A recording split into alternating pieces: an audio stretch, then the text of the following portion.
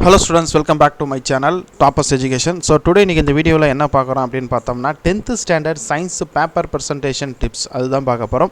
So marakama indha video va ungaloda friends and family relatives WhatsApp group ellarku share panni vidunga, kandipa vandu ungalku romba useful ah irukum.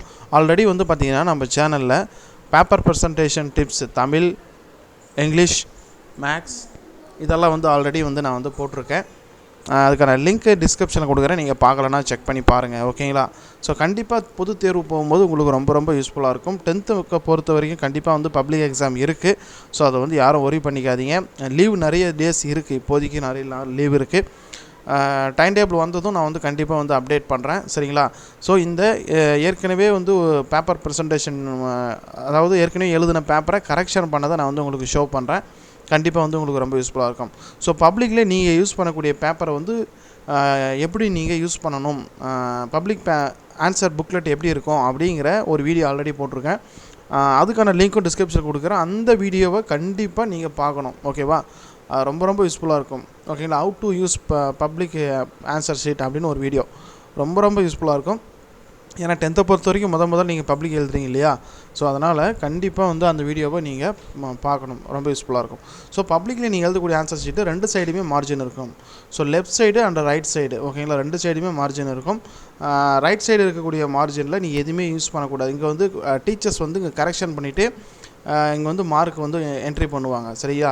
அதனால் வந்து left சைடில் இருக்கக்கூடிய மார்ஜினில் மட்டும், right சைடில் எதுவும் entry பண்ணாதீங்க. Left சைடில் இருக்கக்கூடிய மார்ஜினுக்கு வெளியே ரோம் லெட்டர் நம்பர், சரிங்களா? Roman letter number, question number எல்லாம் இருக்கணும். 1 மார்க்குக்கு மட்டும் மார்ஜினுக்கு உள்ள சின்னதாக ஒரு பென்சிலில் ஒரு மார்ஜின் நீங்கள் இண்டிவிஜுவலாக போட்டுக்கோங்க. அது எதுக்காக அப்படின்னு பார்த்தோம்னா, ஆப்ஷன் ABCD 4 ஆப்ஷன் இருக்குது இல்லையா? அந்த ஆப்ஷனுக்காக ஒரு மார்ஜின் போட்டுக்கோங்க. அது வந்து பேப்பர் ப்ரெசன்டேஷன் பார்க்குறதுக்கு கொஞ்சம் நல்லாயிருக்கும், ஓகேவா? ஸோ இப்போ 10th சயின்ஸ் பேப்பர் ப்ரெசன்டேஷன் போயிடலாம். ஸோ ஃபஸ்ட்டு ரோம் லெட்டர் 1 வந்து பார்த்தீங்க அப்படின்னா 1 மார்க்கு, 12 1 மார்க் கேட்பாங்க. அதாவது வந்து பார்த்திங்கன்னா ஃபிசிக்ஸ், கெமிஸ்ட்ரி, பயாலஜி இந்த 3 பார்ட்லேருந்து 4 1 மார்க் வந்துடும். ஃபிசிக்ஸில் 4, கெமிஸ்ட்ரியில் 4, பயாலஜி, பாட்னி, ஜுவாலஜி சேர்ந்து 4. ஸோ 12 1 மார்க் ஆச்சு, ஓகேவா? கொஸ்டின் நம்பர் நல்லா ஞாபகம் வச்சுக்கோங்க. ஆப்ஷனுக்கு ஒரு தனி மார்ஜின் போட்டுக்கோங்க. கண்டிப்பாக கொஞ்சம் கேப் விட்டு எழுதுங்க. ஃபஸ்ட்டு பேஜில் நீங்கள் 1 மார்க்கு முடிச்சிடணும், ஓகேங்களா? நல்லா ஞாபகம் வச்சுக்கோங்க. ஃபஸ்ட்டு ஆன்சர் வந்து புக்லெட் மாதிரி தருவாங்க, ஓகேவா?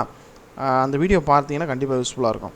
ஸோ ஃபஸ்ட்டு பேஜில் 1 மார்க் முடிச்சிருங்க. நெக்ஸ்ட்டு பேஜில் நீங்கள் second roman letter or 5 mark ஏதாச்சும் ஸ்டார்ட் பண்ணிக்கலாம், ஓகேவா? 4 மார்க்கு 7 மார்க் ஏதாச்சும் நீங்கள் ஸ்டார்ட் பண்ணிக்கலாம். இந்த மாதிரி பண்ணாதீங்க, ஓகேவா? இதுதான் ஃபஸ்ட்டு பேஜ். இங்கே வந்து செகண்ட் பேஜ் ஸ்டார்ட் ஆகுது, ஓகேங்களா? இது பேஜ் நம்பர் 2. பேஜ் நம்பர் 1ல் இந்த எண்ட் ஆஃப் த பேஜில் ஸ்டார்ட் பண்ணாதீங்க. தயவுசெய்து இந்த மாதிரியான மிஸ்டேக் பண்ணாதீங்க. நீங்கள் அடுத்த பேஜில் இங்கே ஆரம்பிங்க, ஓகேவா? இது என்ன ரீசன் அப்படின்னு பார்த்தீங்கன்னா, ஃபஸ்ட்டு பேஜில் கொஸ்டின் நம்பர் இருக்கும், செகண்ட் பேஜில் முடியும், ஓகேவா? எழுதலாம், பட் மேக்ஸிமம் அவாய்ட் பண்ணிவிடுங்க. இந்த 2 லைனுக்காக ஒரு பேஜ், ஒரே ஒரு வேர்டு ஹெட்டிங் மட்டும் ஒரு பேஜ் வந்து யூஸ் பண்ணியிருக்காங்க. அப்போ என்ன ஆகும்னா, இந்த 13th கொஸ்டின் பேஜ் நம்பர் 1ல் எழுதியிருப்பாங்க, ஆனால் அதுக்கான மார்க்ஸு பேஜ் நம்பர் 2ல் இருக்கும். ஸோ பேப்பர் வேல்யூவேஷன் பண்ணுற டீச்சர்ஸ்க்கு அது கொஞ்சம் கன்வீனியண்ட்டாக இருக்காது, ஓகேவா? எப்போவுமே நம்ம டீச்சர்ஸ்க்கு அவங்களுடைய ஒர்க்கை நம்ம சிம்பிள் பண்ணி கொடுக்கணும், ஓகேவா? ஸோ அதனால் இந்த மாதிரி லாஸ்ட்டு 2 லைன் இருக்கும்போது எழுதாதீங்க, அடுத்த பேஜில் ஸ்டார்ட் பண்ணுங்கள், சரியா? கண்டிப்பாக வந்து அந்த யூனிட்டு, இந்த அலகுகள், இந்த ஃபார்முலா, டெரிவேஷன் இதெல்லாம் இருக்கணும், ஓகேங்களா? மேட்ச் த ஃபாலோயிங்னு வரும்போது கொஸ்டின் எழுதி ஆன்சர் எழுதுறது பெஸ்ட்டு. ஆன்சர் எழுதினாலும் மார்க் உண்டு, இருந்தாலும் கொஸ்டின் எழுதி ஆன்சர் எழுதுங்க, சரிங்களா? ஒரு கொஸ்டின் முடிஞ்சதும் உடனே வந்து அண்டர்லைன் பண்ணிவிடுங்க. எந்த ஒரு ஓவர் ரைட்டிங், ரீரைட்டிங், அடித்து எழுதுறது இதெல்லாம் இருக்கக்கூடாது. டிஃப்ரென்ஸ் பிட்வீன் கொஸ்டின் கேட்குறாங்க அப்படின்னா அழகாக வந்து கண்டிப்பாக பாக்ஸ் போட்டு தான் எழுதணும், சரிங்களா?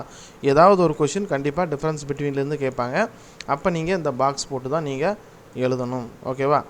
அதுக்கப்புறம் பார்த்தீங்கன்னா 18th கொஸ்டின், 19th கொஸ்டின் இங்கே பார்த்தீங்கன்னா தெரியும். 19th கொஸ்டின் வந்து பார்த்தீங்கன்னா லாஸ்ட்டு 2 லைனுக்காக ஒரு பேஜ், அடுத்த பேஜில் எக்ஸாம்பிளோடு முடிச்சிருக்காங்க. பட் அந்த மிஸ்டேக் பண்ணாதீங்க, நீங்கள் அடுத்த பேஜில் எழுத ஆரம்பிச்சிடணும், ஓகேவா? ஸோ அந்த மாதிரியெல்லாம் பண்ணாதீங்க, ஓகேவா? ஏன்னா பேப்பர் வேல்யூவேஷன் பண்ணும்போது கொஞ்சம் இன்கன்வீனியண்ட்டாக இருக்கும், ஓகேவா? அடுத்து வந்து பார்த்தீங்கன்னா answer any 7 question roman letter 3 கேட்டிருக்காங்க. இது வந்து பார்த்தீங்க அப்படின்னா 4 மார்க் கொஸ்டின். ஓகேங்களா. இதுவும் வந்து டிஃப்ரென்ஸ் பிட்வீன் கொஷின் தான். அழகாக வந்து முக்கியமான வேர்டு மட்டும் அண்டர்லைன் பண்ணுங்கள், பென்சில் மட்டும் யூஸ் பண்ணுங்கள், போதுமானது. ஓகேவா. நீங்கள் பிளாக்கு ப்ளூ எதை யூஸ் பண்ணலாம் அப்படின்னு டவுட்டாக இருக்கும். ஹெட்டிங்க்கு வந்து பிளாக் யூஸ் பண்ணலாம், ஹெட்டிங்ஸுக்கு மட்டும் பிளாக்கு, மற்றதெல்லாம் ப்ளூ யூஸ் பண்ணுங்கள். இல்லைனா ப்ளூவே எழுதிட்டு பெஸ்ட்டு வந்து ப்ளூவே எழுதிட்டு அண்டர்லைனுக்கு வந்து பென்சில் யூஸ் பண்ணுங்கள், போதுமானது.